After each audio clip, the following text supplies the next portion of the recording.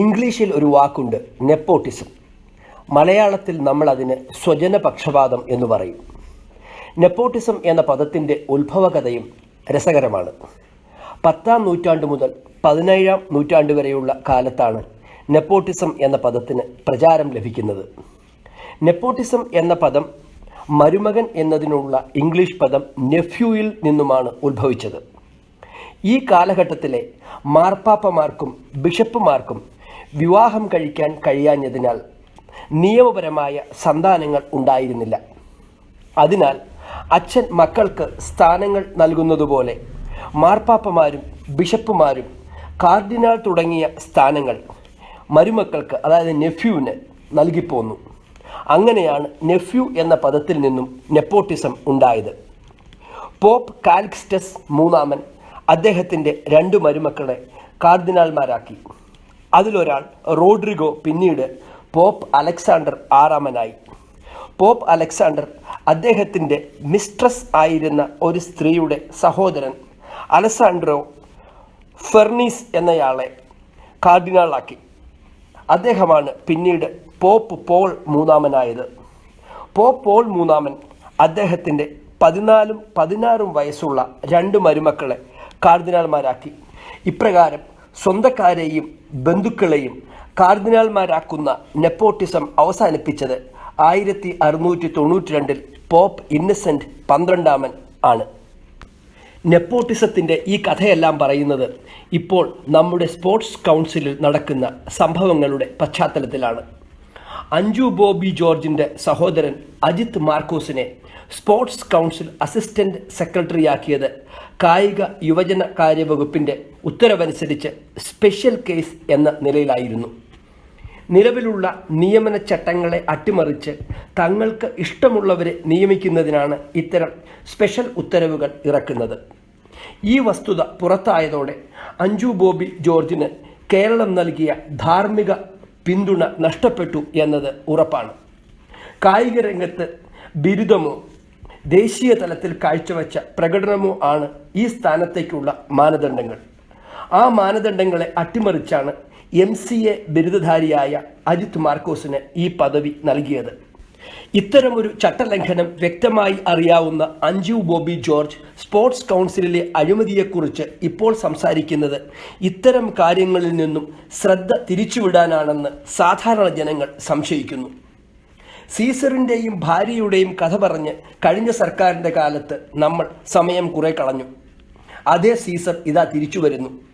സ്വന്തം സഹോദരന് അനർഹമായ സ്ഥാനലബ്ധി ഉണ്ടായതിൽ അഞ്ജുവിന് പങ്കില്ലെങ്കിൽ ഇത്തരമൊരു തെറ്റായ നിയമനത്തെ അഞ്ജു എന്തുകൊണ്ട് എതിർത്തില്ല? സീസറിൻ്റെ കാര്യം പോലെ ഏത് അധികാരിയും സ്വന്തം പദത്തിലിരിക്കുമ്പോൾ കാണിക്കേണ്ട ധാർമ്മികതയല്ലേ അത്? ഇതുകൂടാതെ മറ്റൊരു കാര്യമാണ്, അഞ്ജു സ്വന്തമായി ബാംഗ്ലൂരിൽ ഒരു പ്രൈവറ്റ് ട്രെയിനിങ് അക്കാഡമി നടത്തുന്നു എന്നത്. സ്പോർട്സ് കൗൺസിൽ പോലെ സംസ്ഥാനത്തെ ഏറ്റവും തലപ്പത്തുള്ള ഔദ്യോഗിക സ്ഥാനം വഹിക്കുമ്പോൾ സ്വന്തമായൊരു അക്കാഡമി നടത്തുന്നത് പൊതുജനങ്ങളിൽ സംശയമുണ്ടാക്കില്ലേ? വിദേശ രാജ്യങ്ങളിൽ നമ്മൾ ഇതിനെ കോൺഫ്ലിക്റ്റ് ഓഫ് ഇൻട്രസ്റ്റ്, മലയാളത്തിൽ താൽപ്പര്യങ്ങളിലെ വൈരുദ്ധ്യം എന്ന് വേണമെങ്കിൽ വിളിക്കാം. ഔദ്യോഗിക സ്ഥാനം വഹിക്കുന്ന ഒരാൾ സർക്കാരിലോ അനുബന്ധ സ്ഥാപനങ്ങളിലോ ഏറ്റെടുത്തിരിക്കുന്ന കടമകൾക്ക് അനുയോജ്യമല്ലാത്ത ബന്ധങ്ങൾ ഈ ഔദ്യോഗിക സ്ഥാനത്തിനൊപ്പം തുടർന്നു കൊണ്ടുപോകുന്നില്ല എന്നൊരു ഒപ്പുവച്ച പ്രഖ്യാപനമാണിത്. നമ്മുടെ ഗവൺമെൻറ്റിലും പൊതുജനങ്ങൾക്കായുള്ള സ്ഥാപനങ്ങളിലും സംഘടനകളിലും കൊണ്ടുവരേണ്ട ഒരു പ്രധാന കാര്യമാണ് ഇത്തരം കോൺഫ്ലിക്റ്റ് ഓഫ് ഇൻട്രസ്റ്റ് പ്രഖ്യാപനം നിർബന്ധമാക്കുക എന്നത്. അഞ്ജുവിൻ്റെ കാര്യത്തിൽ സ്പോർട്സ് കൗൺസിൽ പ്രസിഡന്റ് ആയപ്പോൾ ചട്ടവിരുദ്ധമായുള്ള നേരത്തെ നടത്തിയ സഹോദരൻ്റെ നിയമനവും അദ്ദേഹം അവിടെ തുടരുന്നതും കോൺഫ്ലിക്റ്റ് ഓഫ് ഇൻട്രസ്റ്റ് അല്ലേ? കൂടാതെ പുതിയ താരങ്ങളെ കണ്ടെത്തി സർക്കാർ ചെലവിൽ പരിശീലിപ്പിച്ച് മികച്ച നേട്ടങ്ങൾക്കായി തയ്യാറാക്കേണ്ട ഒരാൾ സ്വന്തമായി ഒരു സ്പോർട്സ് അക്കാഡമി നടത്തുന്നതും കോൺഫ്ലിക്റ്റ് ഓഫ് ഇൻട്രസ്റ്റ് അല്ലേ? ഇപ്പോൾ കസ്റ്റംസ് ഓഫീസറായി ജോലിയിലുള്ള Anju Bobby George Kerala sports council president സ്ഥാനത്ത് ശമ്പളം പറ്റുന്നില്ലെന്ന് പറഞ്ഞിരുന്നു. കേന്ദ്ര ഗവൺമെൻറ് ഉദ്യോഗസ്ഥയായ ഒരാൾക്ക് സ്റ്റേറ്റ് ഗവൺമെൻറ്റിൽ പ്രതിഫലം പറ്റുന്ന ചുമതല വഹിക്കാൻ പറ്റില്ല എന്നത് നമുക്കൊക്കെ അറിവുള്ളതാണല്ലോ.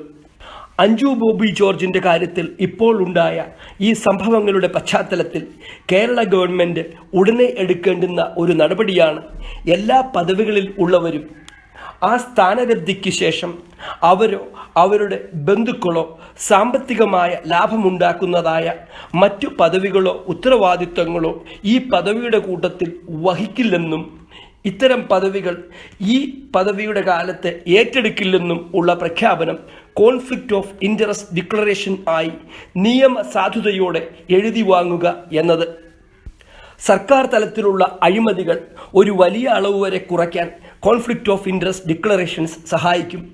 മന്ത്രിമാരും MLAമാരും ഔദ്യോഗിക പദവി വഹിക്കുന്ന ഉദ്യോഗസ്ഥരും ജഡ്ജിമാരും സർക്കാർ വക്കീലുകളും ഉൾപ്പെടെ വലിയൊരു വിഭാഗം പബ്ലിക് സർവൻസിനെ ഇതിൻ്റെ കീഴിൽ കൊണ്ടുവന്ന് ഭരണത്തെ ശുദ്ധീകരിക്കാൻ ഈ നടപടി സഹായിക്കും.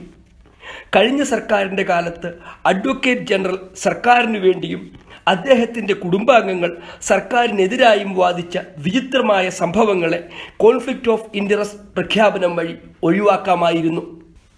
അഞ്ജു ബോബി ജോർജ് ഇപ്പോൾ കായിക മന്ത്രിക്ക് എഴുതിയ തുറന്ന കത്ത് ഒരു പ്രത്യാക്രമണമായി കേരളത്തിലെ ജനങ്ങൾക്ക് കാണാനാകൂ. സ്വന്തം അനിയൻ ചട്ടങ്ങളിൽ മായം ചേർത്ത് സ്പെഷ്യൽ കേസായി അസിസ്റ്റന്റ് സെക്രട്ടറിയായി പ്രവർത്തിക്കുമ്പോൾ അതിൻ്റെ പ്രസിഡന്റിന് അവിടെ നടന്നെന്ന് പറയുന്ന അഴിമതിയെക്കുറിച്ച് പറയാൻ എന്ത് ധാർമ്മികമായ പിൻബലമാണ് ഉള്ളത്? മറ്റേതൊരു രംഗത്തും പ്രവർത്തിക്കുന്നവരെ പോലെയാണ് കായിക താരങ്ങളും. ചിലർ പഠിച്ചു ഡോക്ടറും IASഉം ആകുന്നതുപോലെ ചിലർ അധ്വാനിച്ച് ദേശീയ അന്തർദേശീയ താരങ്ങളാകുന്നു.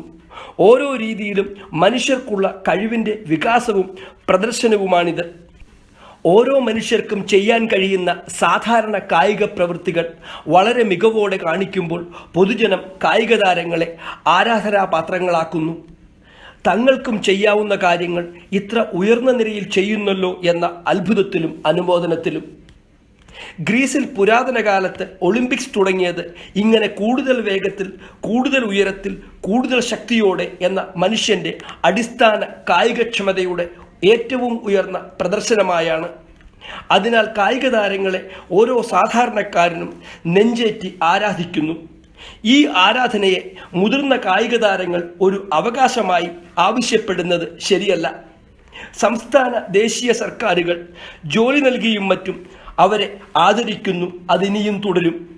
സ്പോർട്സ് കൗൺസിലിൽ ചൂണ്ടിക്കാണിക്കപ്പെട്ടതുപോലെ നിയമങ്ങളെ അട്ടിമറിച്ച് സർക്കാരിൻ്റെ എല്ലാ ശാഖകളിലും അനുബന്ധ സ്ഥാപനങ്ങളിലും നടത്തിയ നിയമനങ്ങളെക്കുറിച്ച് ഒരു വിജിലൻസ് അന്വേഷണം ഉടനെ നടത്തണമെന്നും അനർഹർ കൈയടക്കി വച്ച് അർഹരായവർക്ക് നിഷേധിക്കപ്പെട്ട ഇത്തരം പദവികളിൽ നിന്നും അവരെ മാറ്റി അതിന് അർഹതയുള്ളവർക്ക് തിരികെ നൽകണമെന്നും സർക്കാരിനോട് ഞങ്ങൾ ആവശ്യപ്പെടുന്നു. അതുകൂടാതെ സർക്കാരിൻ്റെയും അനുബന്ധ സ്ഥാപനങ്ങളിലെയും ഉയർന്ന പദവികൾ വഹിക്കുന്നവരെ കൊണ്ട് ഉടനെ കോൺഫ്ലിക്റ്റ് ഓഫ് ഇൻട്രസ്റ്റ് ഡിക്ലറേഷൻസ് നടത്തിക്കണമെന്നും അവർ വഹിക്കുന്ന പദവികൾ വഴി അവരോ കുടുംബാംഗങ്ങളോ ബന്ധുക്കളോ അടുത്തറിയുന്നവരോ അവരുടെ മതസ്ഥാപനങ്ങളോ പാർട്ടികളോ അനർഹമായ നേട്ടവും പ്രയോജനവും നേടുന്നില്ലെന്നും സർക്കാർ ഉറപ്പുവരുത്തണം. അഴിമതി തടയാനും സ്വന്തക്കാർക്ക് സ്ഥാനലബ്ധി തടയാനും ഗവൺമെൻറ് ചെലവിൽ സ്വന്തം സ്ഥാപനങ്ങൾ അമിത ലാഭം കൊയ്യുന്നത് തടയാനും ഇത്തരം കോൺഫ്ലിക്റ്റ് ഓഫ് ഇൻട്രസ്റ്റ് ഡിക്ലറേഷൻ സഹായകമാകും. സർക്കാർ തലത്തിൽ അഴിമതി നിർമ്മാർജ്ജനത്തിനായി വിദഗ്ധരുമായി കൂടിയാലോചിച്ച് ഈ സർക്കാരിൻ്റെ കാലത്ത് കോൺഫ്ലിക്റ്റ് ഓഫ് ഇൻട്രസ്റ്റ് ഡിക്ലറേഷൻ പദവി വഹിക്കുന്നതിന് നിയമപരമായ ഒരു നിബന്ധനയാക്കുകയും കൃത്യമായ താൽപ്പര്യങ്ങൾ അഥവാ ഇൻട്രസ്റ്റ് പ്രഖ്യാപിക്കാത്തവർക്കെതിരെ കർശനമായ നിയമ നടപടികൾ ഉറപ്പാക്കുകയും ചെയ്യുന്ന നിയമനിർമ്മാണം നടത്തണമെന്ന് ഞങ്ങൾ ആവശ്യപ്പെടുന്നു.